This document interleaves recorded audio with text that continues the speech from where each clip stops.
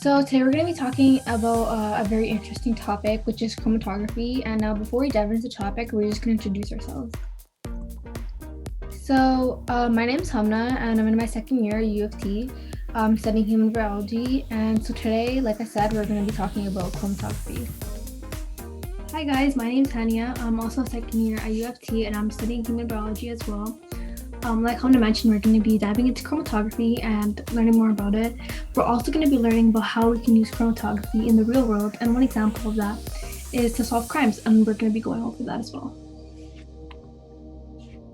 So for the agenda for today, we're just going to have a little lesson on chromatography, what it is, how it's used, and then we're going to have an activity time where we'll just talk about materials that will be needed for the activity, just a quick safety check, and then we'll be performing the chromatography experiment.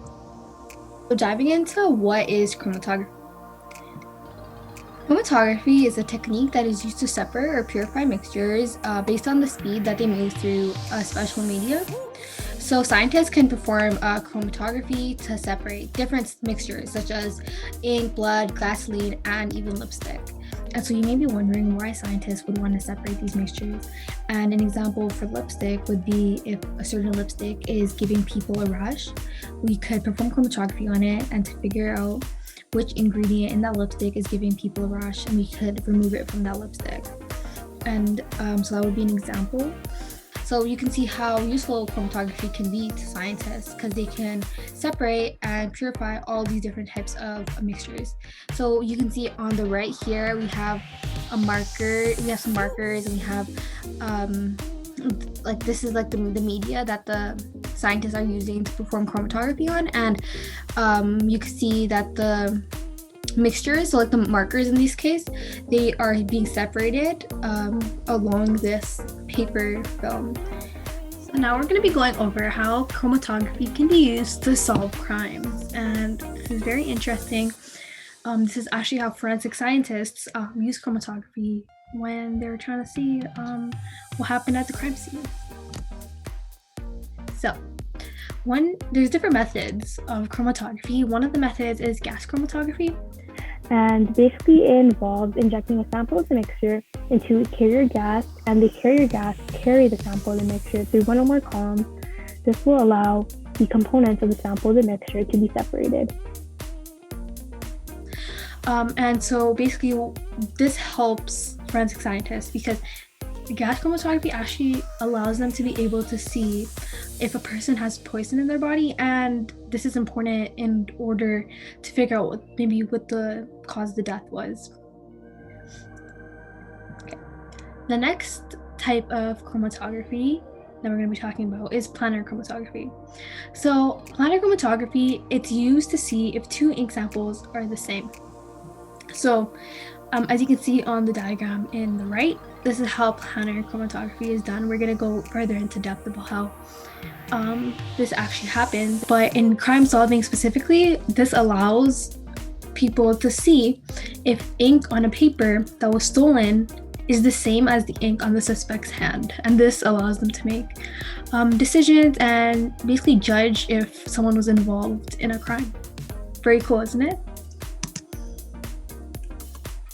We talked about how it can be used, for example, crime solving. But how do they do this? How do they use chromatography in order to solve crimes? How are they able to separate the ink samples? And so let's look into that now. Okay, so chromatography involves a mobile phase and it involves a stationary phase.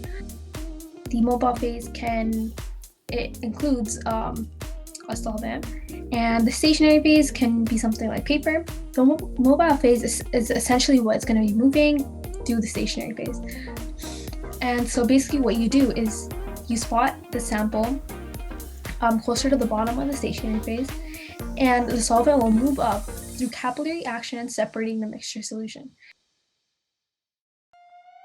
So capillary action is when water moves against the force of gravity. We're going to see a small video that will show you exactly how this is done. So let me play the video.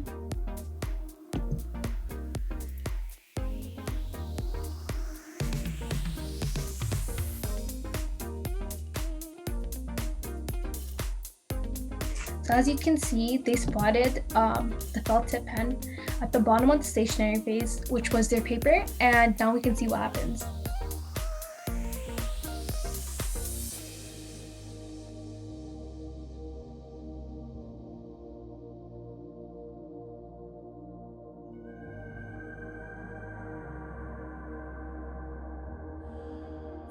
So basically, some particles will prefer to stick to the stationary phase and they will stay closer to where the sample was spotted, while other particles, they'll prefer to move with the mobile phase. So the mobile phase meaning the water, and they'll go farther to the top.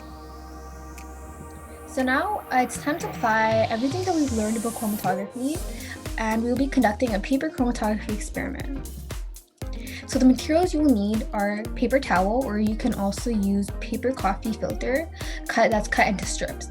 You can use M&Ms or Skittles, or you can use markers, whichever one you have at home. You can use water. You need water. You need a pair of scissors. You need a tall cup or a container. You need tape, and you need a pencil. So some safety rules will be, I'm just going to quickly go over these, but you need to listen and follow instructions carefully. Do not eat or drink during the activity. Keep your hands and all your materials away from your eyes, mouth, ears, and other people. Do not run. Make sure your shoelaces are tied. Do not throw materials to each other. Tie back long hair and keep electronics away from liquids and heat sources. Okay, so now me and Hania are going to take you step by step into the procedure of this paper chromatography experiment. So as you can see, the first step is just to take your paper towel and cut it into strips. As you can see in the top right picture, we took our scissors and we have cut our paper towel into a little strip.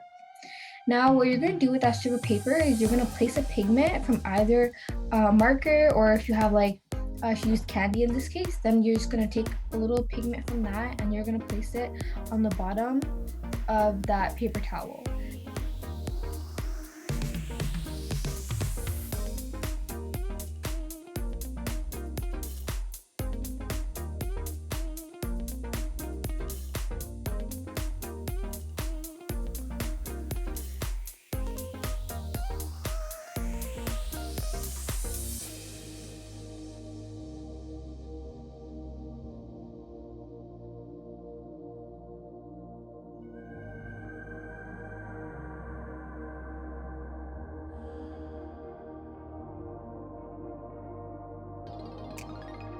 Now you don't want to place it right at the bottom of that paper towel, but make sure it's like 2 to 3 centimeters from the bottom of that paper towel.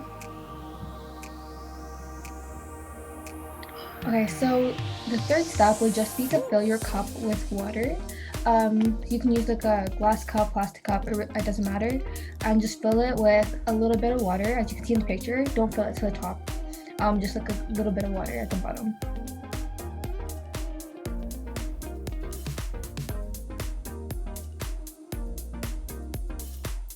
And now you're going to place the top of the paper onto a pencil, and we used tape to wrap our pencil around that paper towel.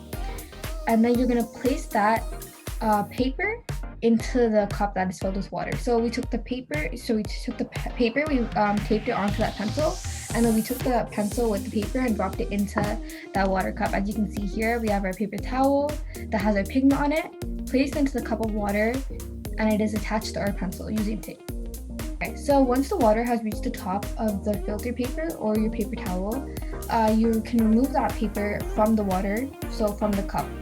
And the components of that pigment should have separated across that filter paper or that paper towel, and now you can let that paper dry.